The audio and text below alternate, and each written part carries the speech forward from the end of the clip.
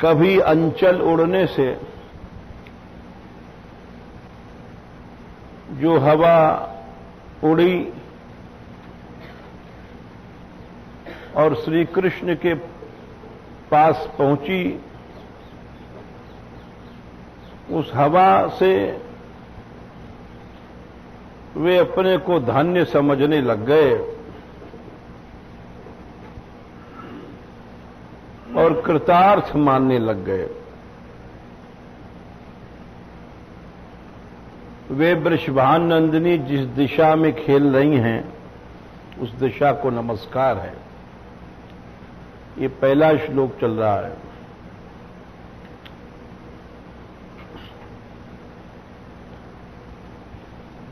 योगींद्र शब्द का अर्थ बता रहे थे। योग तो बहुत से हैं, परंतु सब में बड़ा भक्ति योगी होता है। भगवान ने 6वें अध्याय में आखिर में बताया,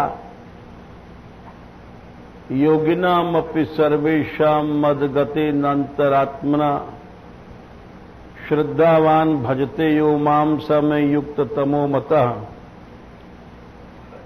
सबसे बड़ा योगी तो वही है। अरे बंद हो गया। हाँ, से डरता है। तो सबसे बड़ा हुआ भक्ति योगी। ये कोई पक्ष की बात नहीं है।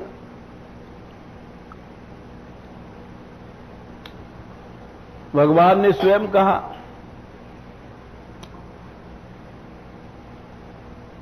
और उन भक्ति योगी में भी जो बड़े बड़े इंद्र हैं, भक्तों में श्रेष्ठ, भगवान उनके लिए भी दुर्लभ हैं। भक्तों को भी सहज नहीं मिलना। और फिर ये प्रेममय ठाकुर तो बड़े बड़े भक्तों को दुर्लभ है। यन्नारदा जेष शुकैरगम्यम वृंदावने वंजुलम मंजुकुंजे। कहते हैं कि देखो, नारद जी, ब्रह्मा, शिव,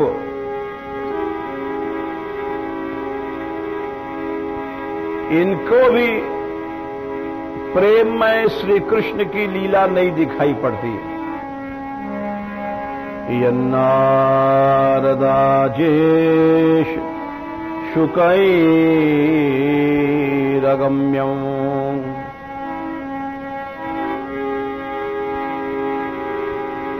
सुखदेव जी के लिए भी अगम बताया।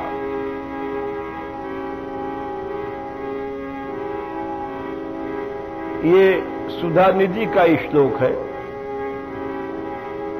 ये प्रमाण में कह रहे हैं।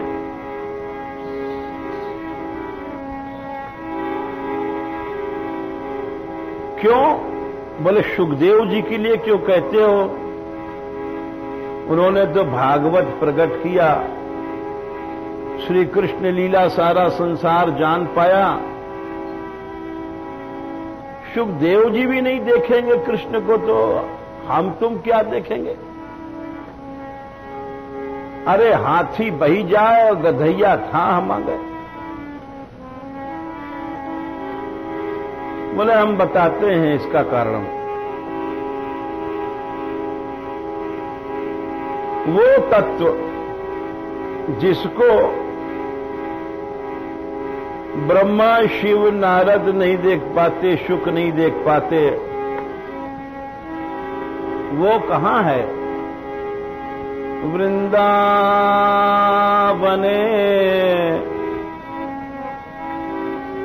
वंजुल मंजु कुंजे।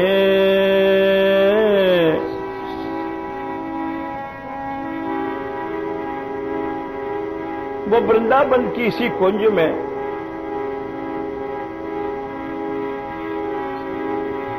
तत्कृष्ण चेतो हरणैक विज्ञ मत्रास्ति किंचित परमं रहस्यं। बोले वो कृष्ण के चित्त को हरण करने वाली हैं और कृष्ण भी उनको ढूंढा करते हैं। फिर सुखदेव की बात और नारद की बात, ब्रह्मा जी की और शिव जी की बात तो क्या कही जाए। देखो सुखदेव जी के लिए इसलिए अगम्य कहा, इस समझने की बात है कि जब वे पुरुष रूप से कोई भी जाएगा तो उसको कुछ नहीं मिलेगा। भगवान का रास, भगवान की लीला, मधुर लीला, ये पुरुष रूप से नहीं मिलेगी। चाहे सुखदेव जी हों, चाहे ब्रह्मा जी हों, चाहे सनकादिक हों। वही शिव जी जब गोपी रूप धारण करते हैं, जब उनको रास दिखाई पड़ता है। सुखदेव जी पुरुष रूप से है तो उनके लिए अगम्य है, सबके लिए अगम्य है। इसीलिए योगींद्रों को भी वो तत्व दुर्लभ है। श्री राधिका रानी कौन से कृष्ण, जो राधा वल्लभ हैं। बोले कृष्ण भी बहुत से हैं। बोले हां, कृष्ण भी बहुत से हैं, मतलब उनके बड़े बड़े रूप हैं, अनेक रूप हैं। एक कृष्ण तो वो हैं जो अपने नित्य धाम में विराजते हैं।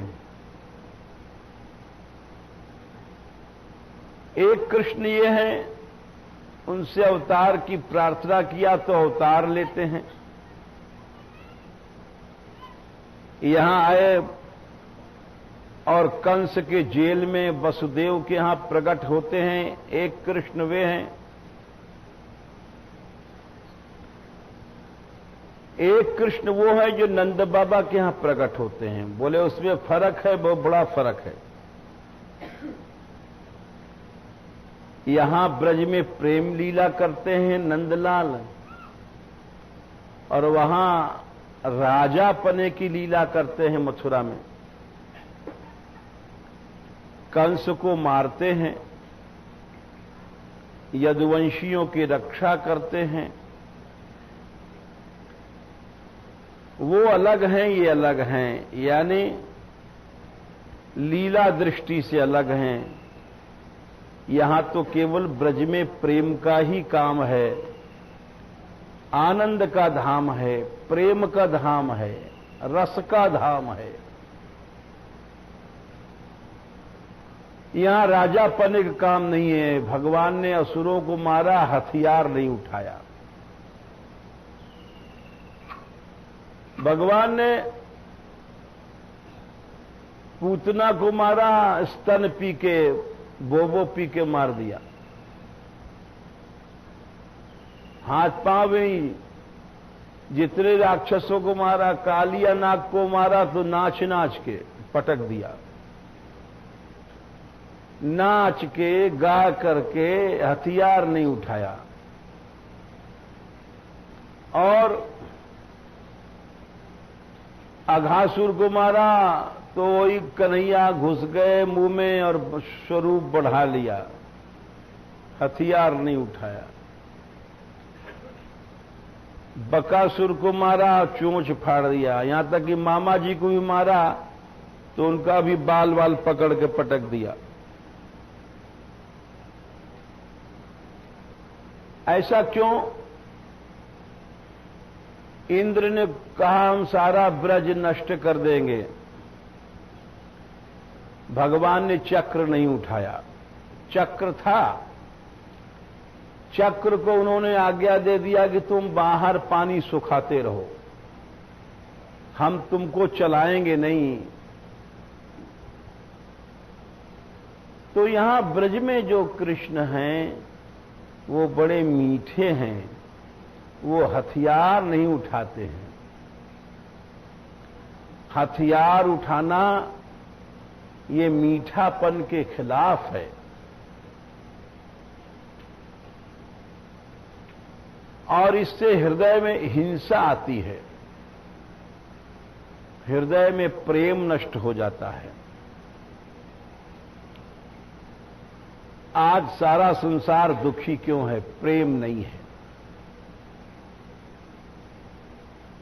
हृदय में प्रेम आ जाए तो आनंद है, रस है, वैभव की कमी नहीं है। अरे प्रेम तो बहुत दूर चीज बात है। हमारे यहां इतने बेचारे संत रहते हैं और देखो तो दिन रात गान टान होता रहता है। रात में आओ, दिन में आओ, आनंद है, नृत्य है, रास गाना, एक प्रेम की यानी आनंद की नदी बह रही है। समझने वाले इसको समझ सकते हैं, सब नहीं समझ सकते कि इसका कारण क्या है, रहस्य क्या है। इसका रहस्य यही है कि प्रेममयी राधा रानी, प्रेममय श्री कृष्ण, इनकी जहां याद की जाती है वहां अपने आप अनंत आनंद प्रेम रस उमड़ता है। दुख पास में भी नहीं आता। हथियार की जरूरत नहीं है हमको,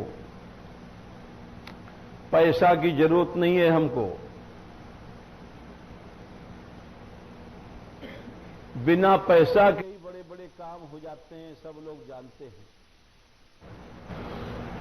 प्रेम एक ऐसी चीज है, प्रेम की ताकत, प्रेम की शक्ति, उसका हम लोगों को उसका ज्ञान नहीं है। पैसा की ताकत का तो ज्ञान है साहब। अरे साहब 10 लाख रुपया उसके पास है। या शरीर की ताकत का तो ज्ञान है, हथियार की ताकत का ज्ञान है। भाई ये तलवार है, बल्लम है, गोली है, गंडा है, इसमें ऐसा होता है। लेकिन प्रेम की शक्ति का अंदाज नहीं है। जिस प्रेम की शक्ति से सारे संसार का स्वामी भगवान भी नाचता है, कठपुतली बन जाता है सामने, जैसे नचाओगे वैसे नाचेगा। आप कहोगे कि ऐसा तो गोपियों के पास प्रेम था, हम लोग कैसे कर सकते हैं? नहीं, जितना भी अंश में प्रेम है तुम्हारे हृदय में, उतना अवश्य आनंद मिलेगा। और इसका प्रमाण देख लो आप। जिन लोगों ने यात्रा किया है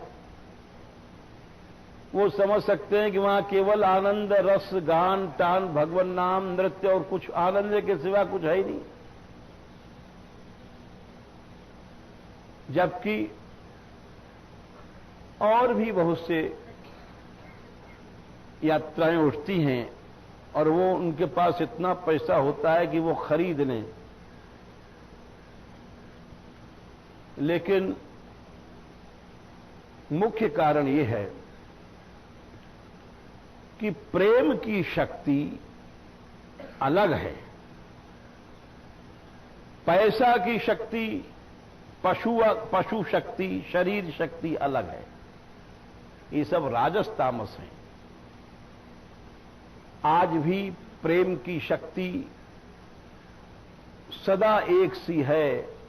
अगर हृदय में प्रेम आ जाए तो एक बार इसका प्रमाण देते हैं। बोले भाई भजन करो, जमराज, मरोगे तो जमराज के नरक में नहीं जाना पड़ेगा, नरक में नहीं जाना पड़ेगा। तो बोले भजन जो शुद्ध भक्ति वाले होते हैं वो इसलिए भजन नहीं करते हैं कि हमारी अच्छी गति होवे। शुद्ध भक्ति जो होती है वहां ये लक्ष्य नहीं रखना चाहिए। वहां तो एकमात्र प्रेम तो प्रेम के लिए किया जाता है, प्रेम किसी मतलब से नहीं किया जाता।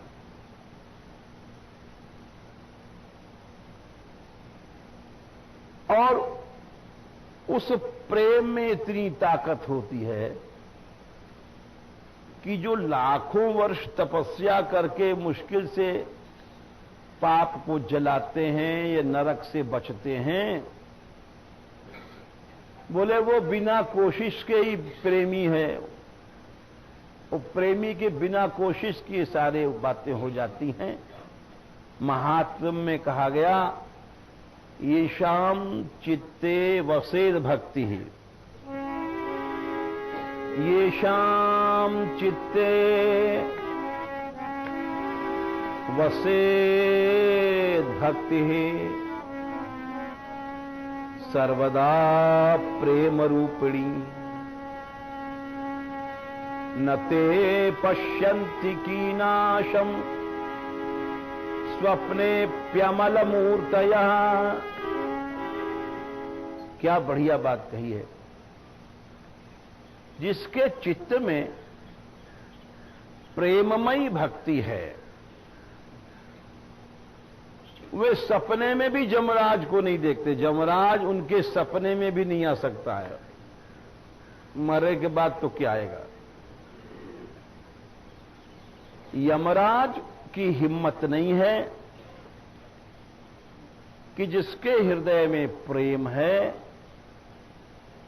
उसके पास पहुंच सके। जब यमराज नहीं पहुंचेंगे तो जमराज के दूत कहां से पहुंचेंगे। येषाम चित्ते वसेद भक्ति, कैसी सर्वदा प्रेम, सर्वदा प्रेम रूपणी। सर्वदा माने कि एक क्षण के लिए भी हमारे मन में ये जो प्रेम के विरोधी हैं काम क्रोध वगैरह नहीं आवे। ये अभ्यास करना चाहिए। किसी ने गाली दिया, हंस के टाल दो, अपने मन का प्रेम नष्ट मत करो। बोले तो साहब लोग डरपोक कहेंगे कि सारों गाड़ी सुन के चलो आओ। अरे भाई बस यही तो गड़बड़ मामला है। हम लोग दुनिया को देखते हैं, दुनिया क्या कहेगी, भगवान को नहीं देखते।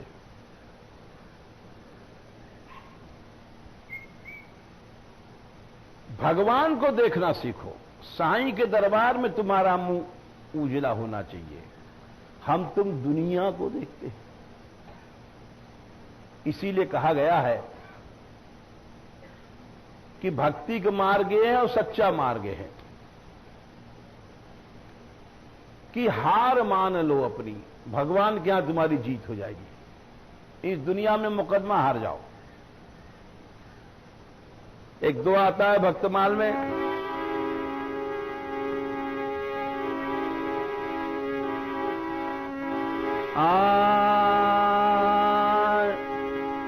जीते हैं तो जीतन देवे, तू माने निज हार। जो जीतते हैं उनको जीतने दो, तुम हार मान लो। बोले साहब दुनिया में तो बड़ी बदनामी हुई। बोले होगी, लेकिन हारे हरि के जाएंगे,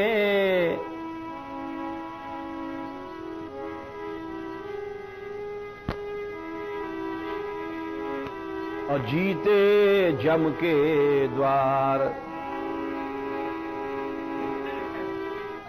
बोले एक बात सच्ची समझ लो कि जो हारे हैं वो तो हरि भगवान के पास जाएंगे, और जीते हैं वो जमराज के यहां जाएंगे। अब सोचो तुम,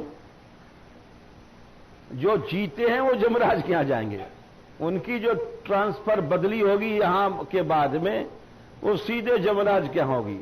और वहां ऐसे लीतड़े पड़ेंगे लाखों बरस तक उनकी धुनाई होगी।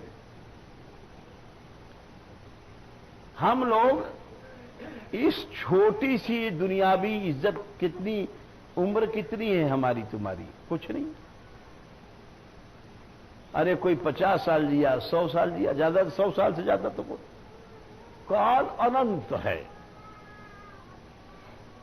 समुद्र की एक बूंद कितनी छोटी होती है, ऐसे हमारी तुम्हारी मान लो 100 वर्ष की उम्र एक बूंद भी नहीं है। ऐसा काम करो जो अनंत काल आने वाला है वहां पर तुम्हारी जीत हो जाए। इस दुनियावी जीत में नहीं फंसो। भगवान के यहां जाना है तो हर भक्त ने हार माना।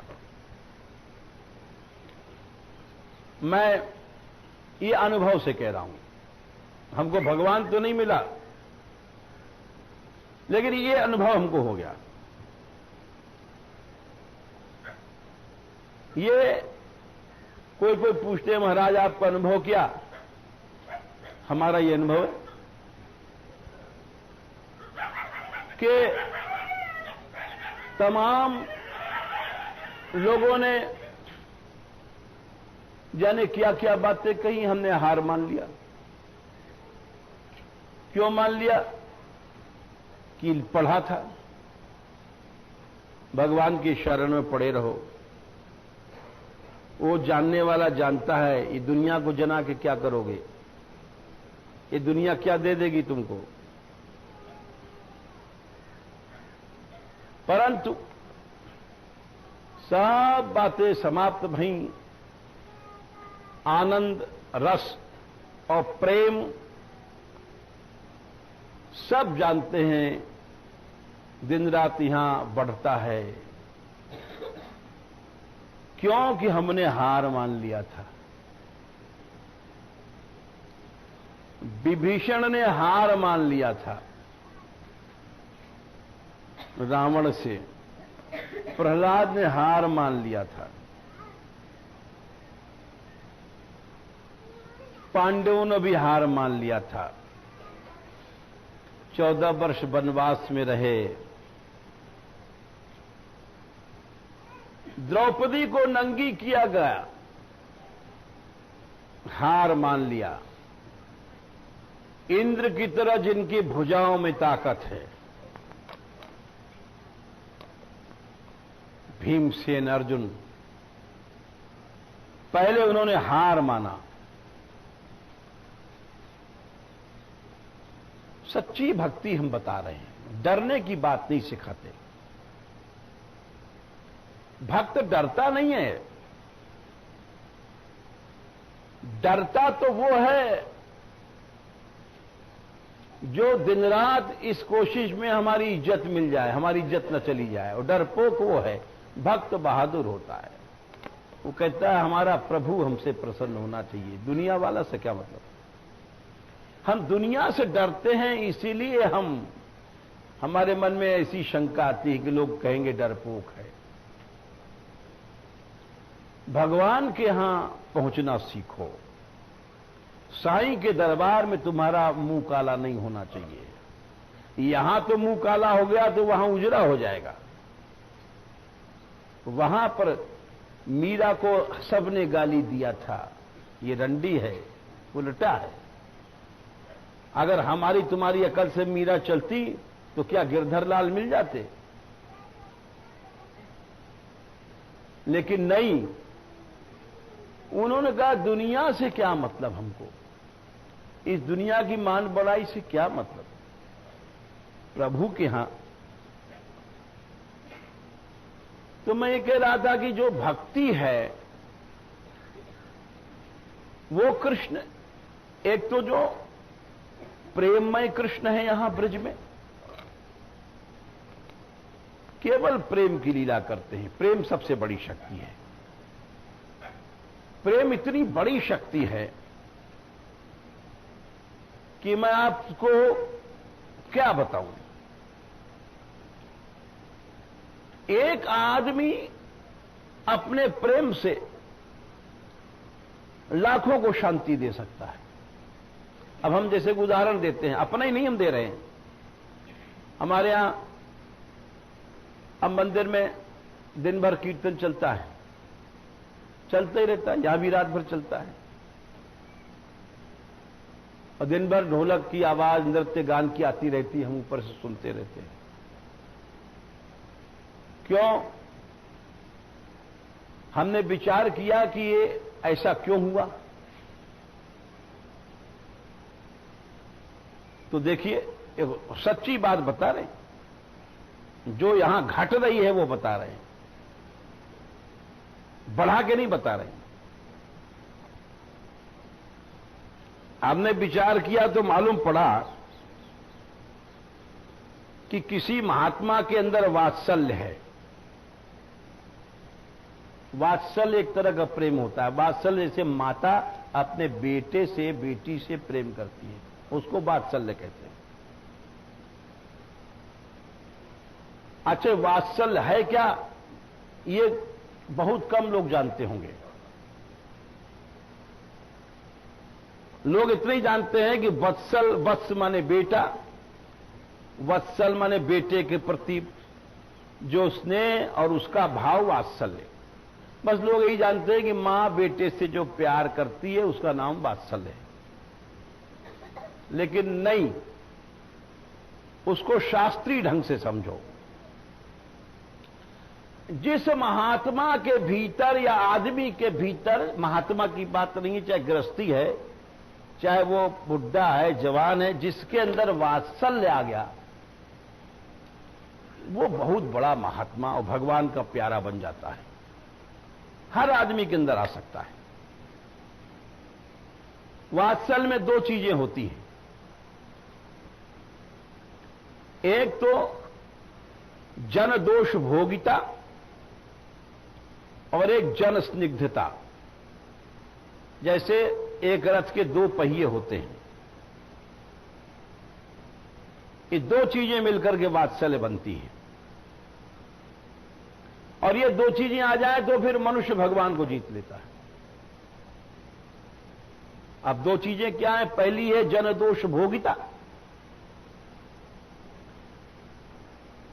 किसी भी प्राणी के दोष को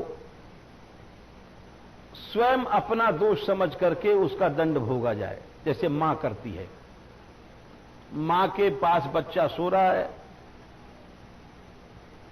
पेशाब कर गया, उसको सूखे में सुला देगी, आप गीले में सो जाएगी, मूत में सो जाती है। यानी बच्चे का दोष खुद भोग रही है। बच्चा टट्टी कर गया, उसको स्वयं हाथ से साफ करके हाथ वाथ मिटाने जाती है, कपड़ा धोती है, वो कुछ नहीं करता है। इसको कहते हैं जन दोष भोगिता। दूसरे की गलती का दंड स्वयं भोग लेना। फर्क यह है कि माता अपने बेटे की करती है और संत सबका करते हैं, यानी उनके यहां दंड नहीं होता है, क्षमा होता है। कोई आया, अरे इसी युग में गांधी जी को गोली मारी गई तो बोले इसको क्षमा कर देना, इसको फांसी मत देना।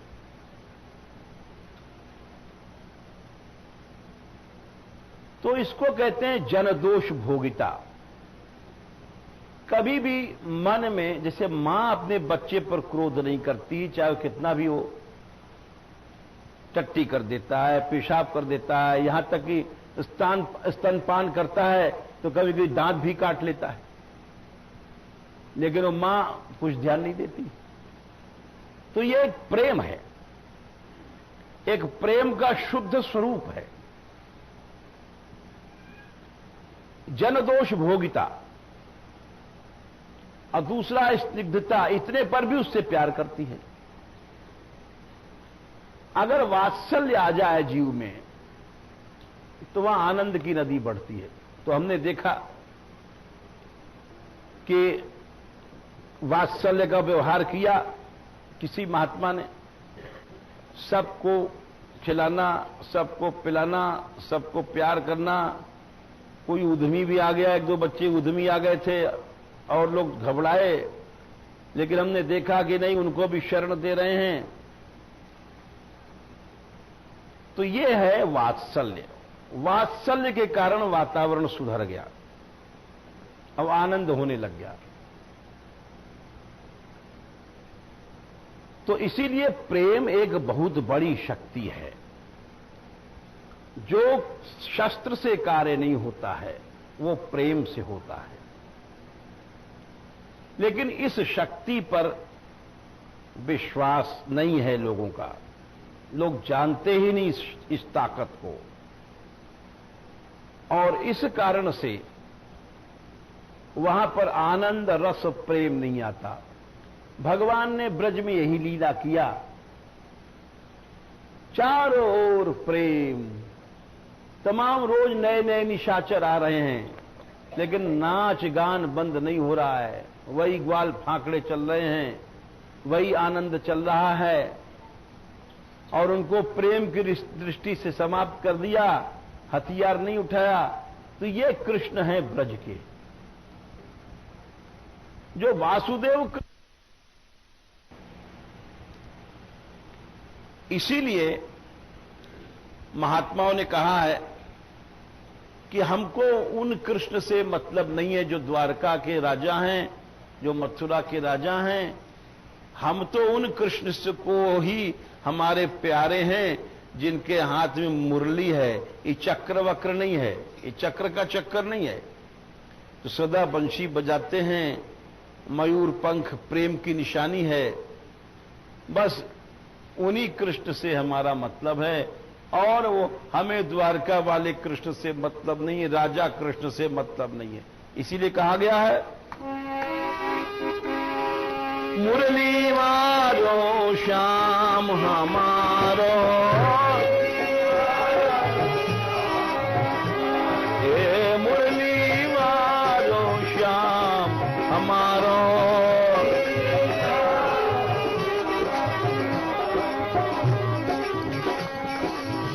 बोले जिसके हाथ में मुरली और बन चंद्रिका मोर मुकुट नहीं है, ऐसे कृष्ण से हमारा कोई काम नहीं है। बिन मुरली बनमाल चंद्रिका,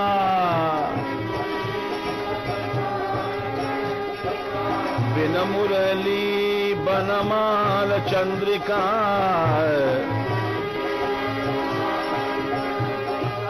नहीं पहचानत नाम हमारो, नहीं पहचानत नाम हमारो।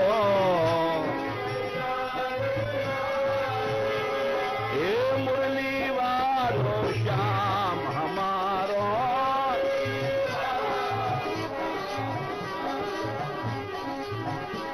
बिना मुरली के बोले चक्रधारी से प्यार नहीं हमारा। बोले हमारा कन्हैया तो गोप रूप है, हाथ में लकुट है, गायों के बीच में गोप रूप वृंदावन चारी,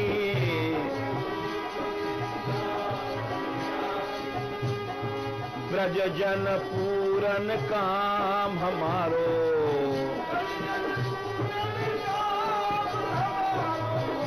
ब्रजवासियों की कामना वही पूरी करेगा बंसी वाला। और याही सो हित चित्त बढ़ो है,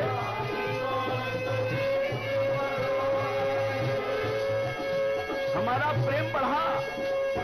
पल छिन आठो जाम हमारो,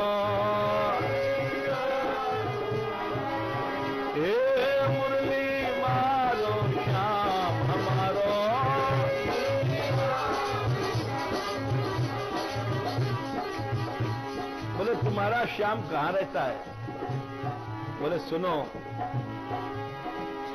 नंदीश्वर गोवर्धन गोकुल, नंदगांव गोवर्धन गोकुल और बरसानो विश्राम हमारो। बरसाने में तो आगे विश्राम यही रह जाता है राधा रानी के प्रेम में। बोले द्वारका मथुरा से हमारा काम नहीं। नागरी दास द्वारका मथुरा, इनसो कैसो काम हमारो, ए मुरली मारो श्याम हमारो।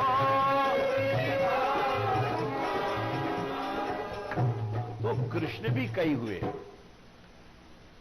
ब्रजवासी लोग जो प्रेम मार्गी हैं वो अपने केवल वंशीधारी कृष्ण से प्यार करते हैं, जो श्री राधिका रानी के कांत हैं। तो ये जो कृष्ण हैं, ये बड़े बड़े योगी इनको नहीं पहुंच पाते, योगी इनको नहीं ढूंढ पाते। इसीलिए योगींद्र दुर्गम गति कहा गया।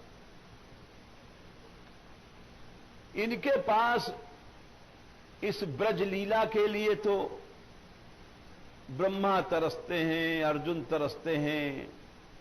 जब रघुनाथ दास गोस्वामी जी राधा कुंड बनवाने लग गए तो देखो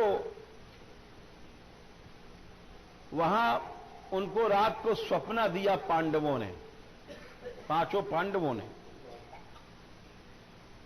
वो बोले हम यहां इस राधा कुंड पर पेड़ बन करके खड़े हैं, तुम हमको मत कटवाना। अब सोचो, जिन पांडवों के कृष्ण दास थे, जिन पांडवों के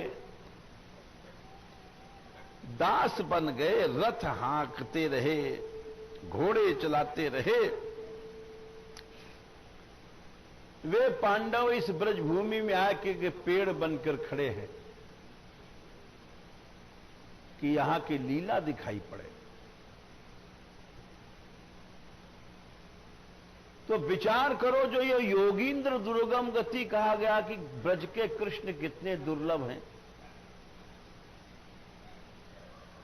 बड़े बड़े भक्त,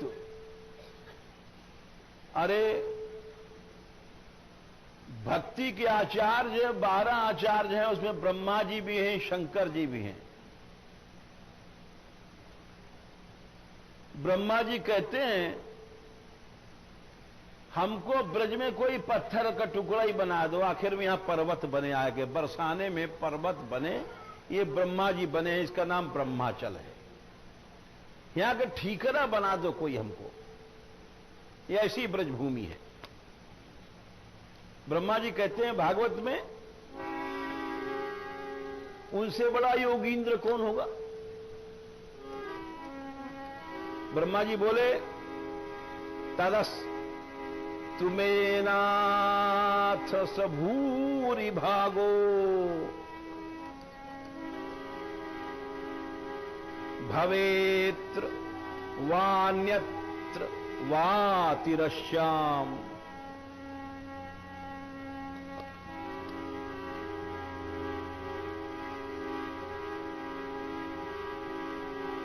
तदस्तु में नाथ सबूरी भागो। हमारा यही बहुत बड़ा भाग्य है कि या तो हमको इसी जन्म में या कोई और जन्म दे करके हमको यहां का कोई जड़ चीज पत्थर वत्थर बना दो। ब्रह्मा जी कह रहे हैं जिन्होंने सारी दुनिया बनाई। बोले क्यों? बोले अरे यहां का कांटा कंकड़ बना दो भाई। बोले क्यों? ये ना हमें को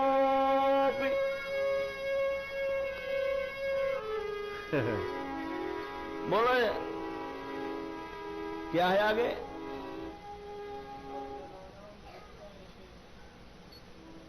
भवत जनानाम भूत्वा, ठीक है, भवत जनानाम भूत्वा निषेवे ये ना हम एकोपी हाँ, ये ना हम एकोपी भवत जनानाम भूत्वा निषेवे तव पाद पल्लव। हाँ, ब्रह्मा जी कहते हैं कि हमको इस यहां बना दो। बोले क्यों? बोले यहां ये जो ब्रजवासी रहते हैं भवज्जन माने। बोले भवज्जन माने बामन नहीं, गोपियां सब तरह की थी, बामनी, ठकुरानी, बनैनी और शूद्राणी। ये तो भैया जात पात पूछे ना कोई, हर का भजे सो हर का बोए। प्रेम में कोई जात पात भगवान क्या नहीं लगती है। बोले हमको बोले यहां की चमारिन की चरण धूल मिल जाए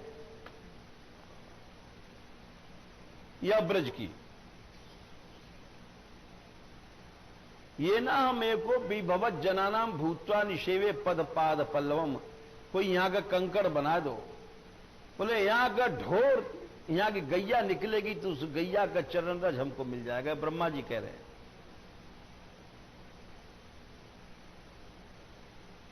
जो सारा संसार जिन्होंने बनाया, जगत के पिता पितामह हैं, वो कहते हैं यहां का हमको एक ऐसा बना दो, कोई ठीक रहा पत्थर वत्थर, आखिर में यहां पर्वत बने। ब्रज का कोई भी है, पशु पक्षी मनुष्य बामन ठाकुर कोई भी है, इसकी चरण रज हमको मिल जाए।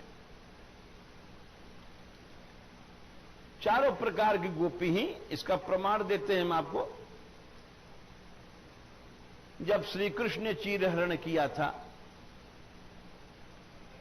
तो वहां एक श्लोक आता है, आप स्वयं विचार कर लो। देखो चारों वर्ण की थी तो चार तरह की बातें बोली हैं। एक श्लोक आता है कि श्याम सुंदर ते दास्य प्रियम किम करवाणी वह, चीरहरण 22वें अध्याय में। देहि वासांसी धर्मज्ञ नोचेज राज्ञे ब्रुवा महे। जो छोटी बिचारी जात की थी, शूद्र जात की, वो बोली महाराज हम तुम्हारी दासी हैं। दासता की बात बोली। और वहां से ऊपर जो बनैनी ही, वो बनिया ने एक डरपोक जात होती है, वो लड़ती बढ़ती नहीं है। सच्चा बनिया दुकान उसकी वही चलती है जो 10 गाली सुन लेता है। बनिया की दुकान बजाओ, है सेठ तेने कहा पूरा दे दियो, क्या नकली कर दे दियो, माल ठग लियो तेने। अरे नहीं नकली कैसे, ठाकुर सौगंध खाऊं मैं, 2 आना से ज्यादा 10 रुपया पर हमने फायदा नहीं लिया हुआ। अच्छा 10 में से 5 रुपया ले रहा है, लेकिन कहेगा 2 आना से ज्यादा जो मैंने लियो तो बता दे। और 1000 बात कह रहे हो, ठग है तू, बनिया सब ने ठग है यार, बेबात है। अरे ठग कैसे, अपने गिरफ्त से माल दे रहा हूं तो वो वाको नाम बनिया है। बनिया यूं कहें, अरे बिगड़ो मत, बनिए बना करो, लड़ाई झगड़े में क्या रखा है। ये तो बिगड़ने का काम मत करो, बनिया बनो, 4 गाली सह लो, सारे को मुकदमा में पैसा लगाओगे फायदा का, बिगड़ जाओगे। बनिया बनो, सबकी गाली सुन लो, दुकानदारी चल रही है, अपना पैसा आ रहा है, सोच के बिगड़ने में क्या काम लड़ाई झगड़े में। या लिए आते बनिया के हो जाए। बनिया नाम या लिए के हो जाए। अगर वो रोज कहीं लड़ाई झगड़ा करे, यार तेने नकली माल दे दियो, तो हो गई दुकानदारी, दिन भर थाने कचहरी, तो बर्बाद हो जाएगा। बल्ले वाको नाम बनिया है। बनिया माने 1000 बात सुनकर के सब नकली माल बेच रहा है, लेकिन सब चुप रहे, गाली सुनकर के भी अपना काम में लगा हुआ है। जब भी कुछ बनता है आदमी, तो जो बनैनी ही वे बोली प्रियम किम करवाणी है, हम तुम्हारो क्या प्रिय काम कर दें, डर के बोली। अब आते ऊपर जो ठकुरानी ही, वो बोली नहीं, ब्राह्मणी बोली देवासांसी धर्मज्ञ। अरे तुम धर्म नहीं जानते हो श्याम सुंदर, तुम धर्म को जानने वाले हो, अब धर्म की बात तो ब्राह्मणी करेगी। अब रह गई ठकुरानी, वो बोली नौछेद ना दे हमारी चीरन ने लहंगा फरिया राज्ञ बुआ, कंस के पास जाऊं, अभी अब तेरी जेल करवाऊं। तो छत्राणी बोली तो इस सब जितनी थी, एक एक के लिए ब्रह्मा जी कह रहे हैं तदस्तु मे नाथ स भूरि भागो भवेत्र वान्यत्र वा तिरश्याम ये नाम एकोपि भवज्जनानाम भूत्वा निषेवे पदप्तव पाद पल्लो। देखो, इसको भक्ति कहते हैं। इतने बड़े जगत पितामह कितने छोटे बन गए, इसी को भक्ति कहते हैं। भक्ति में बड़ा नहीं बनना पड़ता है, जितना मनुष्य छोटा बनता है उतना ही भक्ति उसको मिलती है। तो ये समझो कि जब ब्रह्मा के लिए भगवान दुर्लभ हैं तो औरों की क्या चलाई। इसीलिए कहा गया योगींद्र दुर्गम गति। ये भगवान जो श्री कृष्ण प्रेमी हैं, इनका जो प्रेममय रूप है वो बड़े बड़े योगियों के लिए दुर्लभ है। इनको नहीं, यहां दाखिला इनका नहीं है। अरे भाई देखो, तुमने सुना हो या ना सुना हो, ज्ञानदेव का नाम सुना होगा। ज्ञानेश्वरी टीका जिन्होंने लिखी है, कथा तो उनकी बहुत है, लेकिन हम छोटी सी एक बात सुना रहे हैं योग की। भगवत भक्त थे और उन्होंने ज्ञानदेव, सोपानदेव, निवृत्तिनाथ, मुक्ताबाई, ये 3 भाई और 1 बहन थे। ज्ञानदेव को विष्णु अंश से माना जाता है, सोपानदेव को ब्रह्मा के अंश से, निवृत्तिनाथ शिव के अंश से और मुक्ताबाई योग माया का अंश। ऐसा वहां मान्यता है महाराष्ट्र में। भक्त थे, इनका जब नाम बढ़ा, भक्ति से अपने आप ही सब चीजें आती। नाम चाहे नाम की कोशिश से नाम नहीं मिलता है। भक्त तो अब सूरदास, तुलसीदास, मीराबाई कब भई हैं, यानी कितने राजा मर गए उनका कोई नहीं नाम जानता है, और इनको सब जानते हैं। तो राजा इनकी ओर जब झुका तो राजा के गुरु थे योगीराज चांगदेव।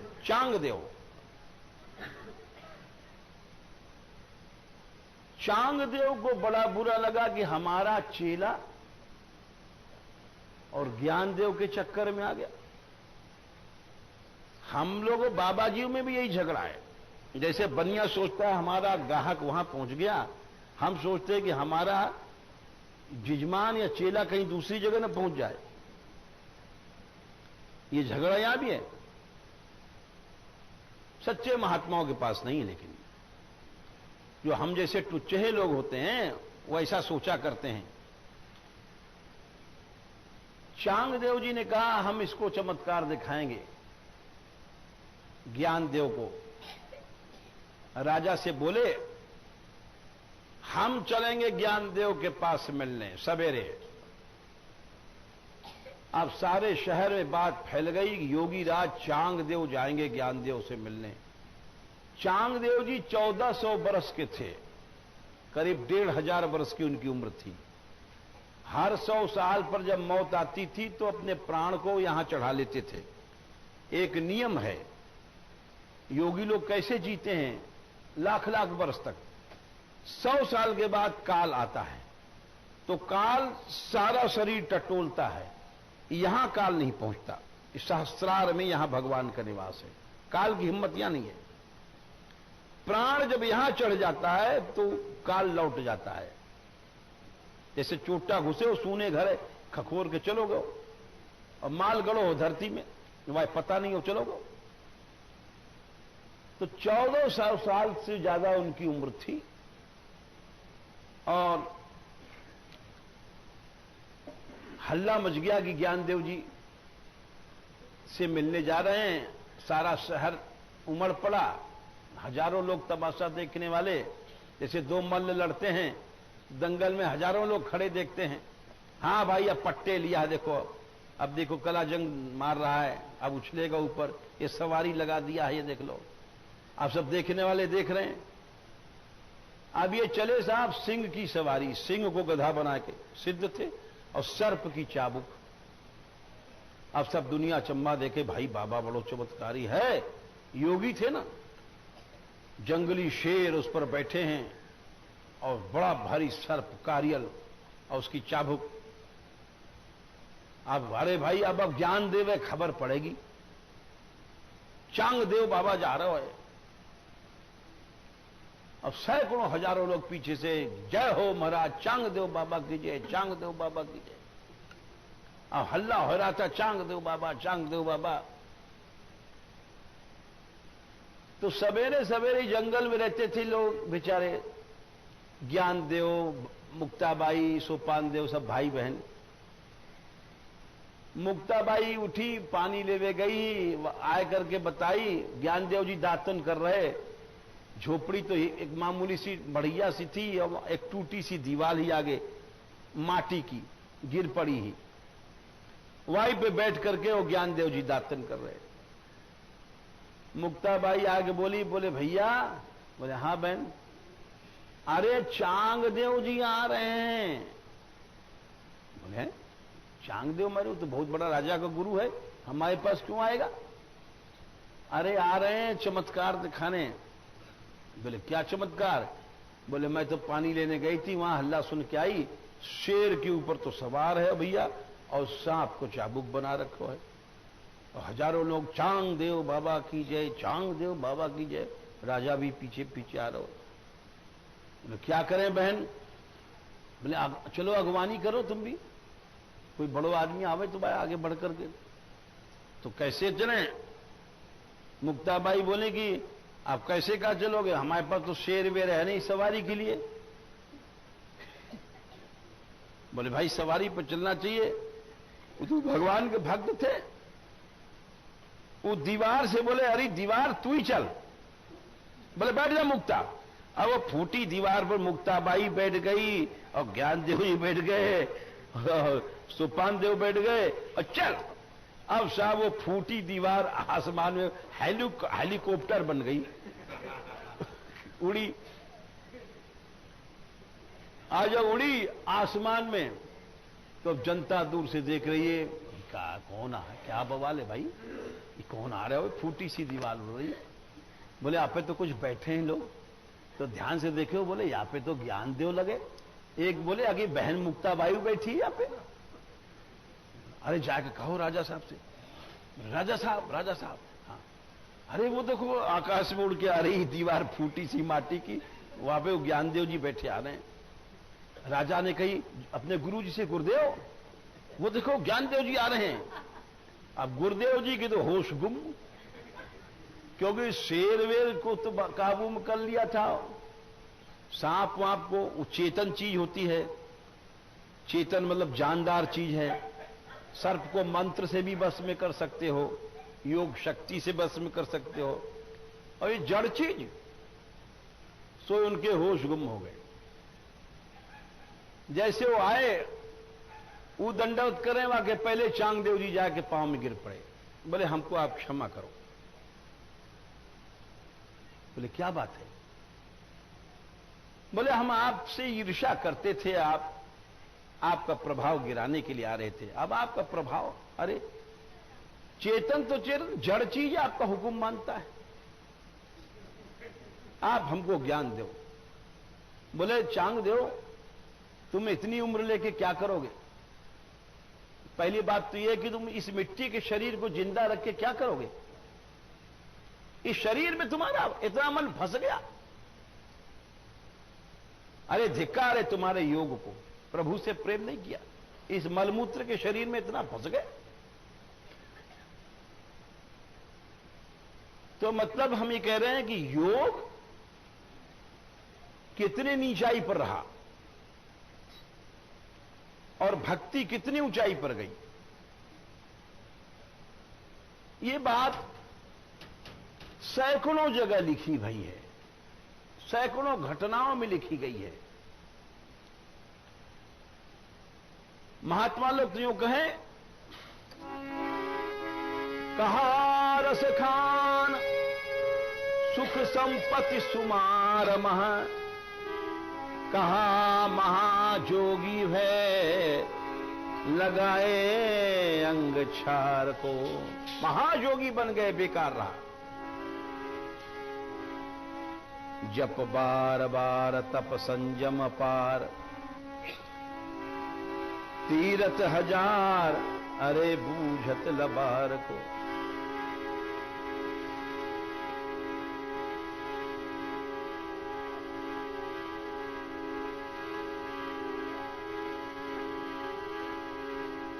यही है गवार जिन कीनो नहीं प्यार नहीं सेयो दरबार, यार नंद के कुमार को प्रभु से प्यार नहीं किया, वो महाजोगी बन गए, कहां काम को।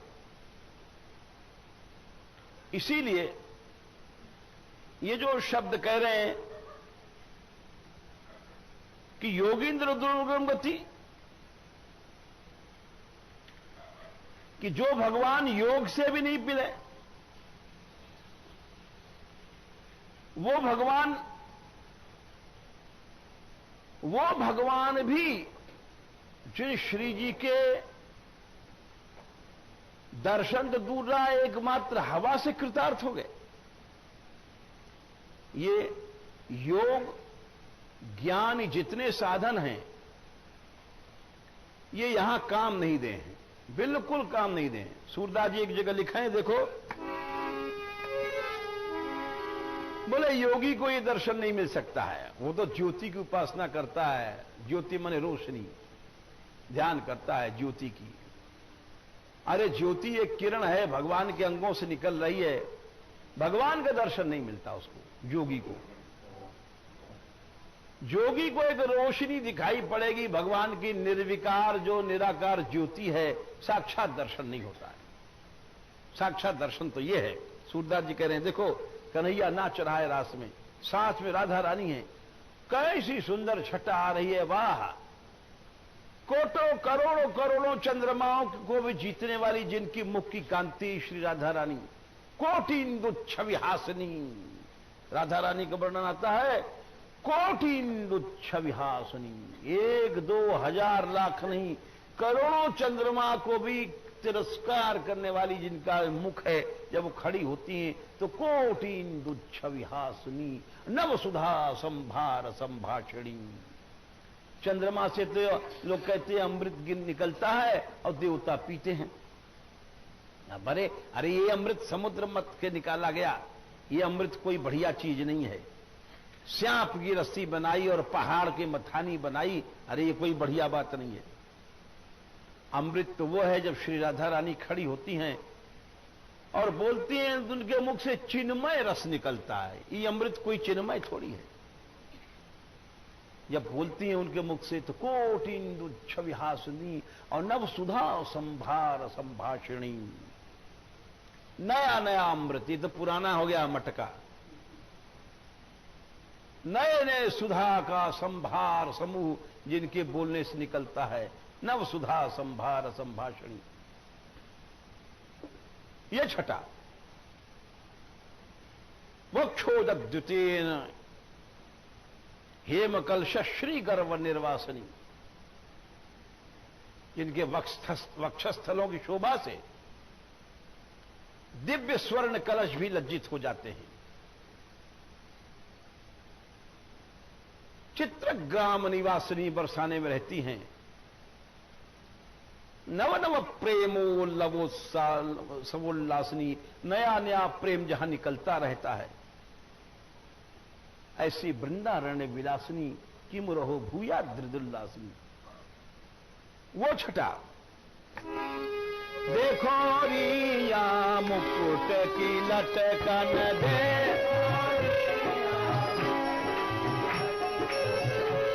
ये जोग में नहीं है, भगवान की छठा देखो। देखो रिया मुकुट की लटकन,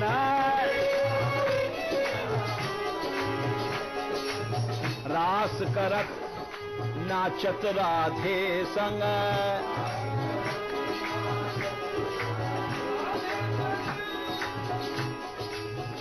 और नूपुर और पायल की पटकना,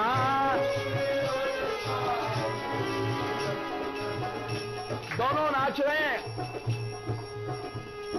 उनके नूपुर है कन्हैया जी के, उनके पायल छमाछम बज रहे हैं, नाचते नाचते।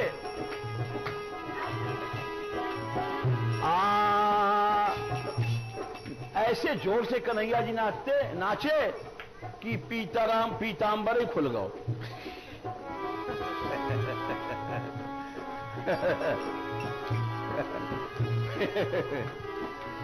अरे भाई नाच है वगो नाम, होड़ पड़ गई, कोई बात नहीं है।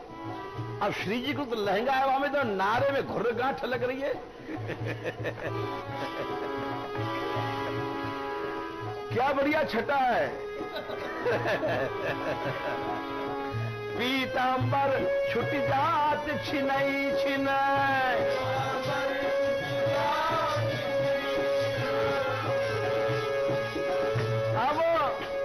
अब पीतांबर संभाले कि उनकी माला उलझ गई श्री जी के बेसर में।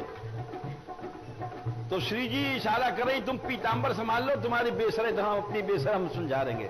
तो श्री जी तो वो उनकी माला सुलझा रही, वो अपना पीतांबर संभाल रहे हैं। पीतांबर छुट जात छिनई छिनई,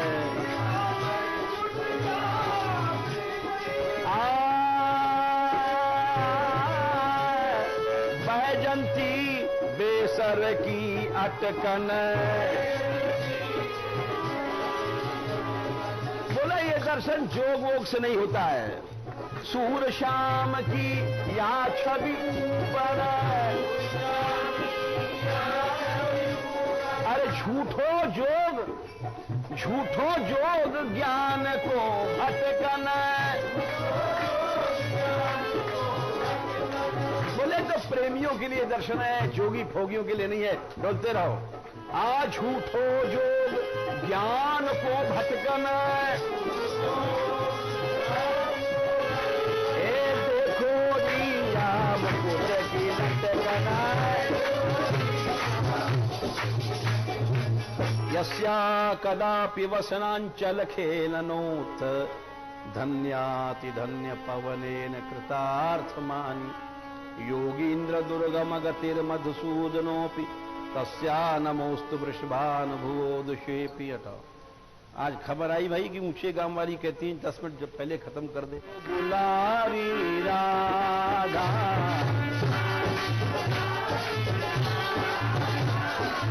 राधा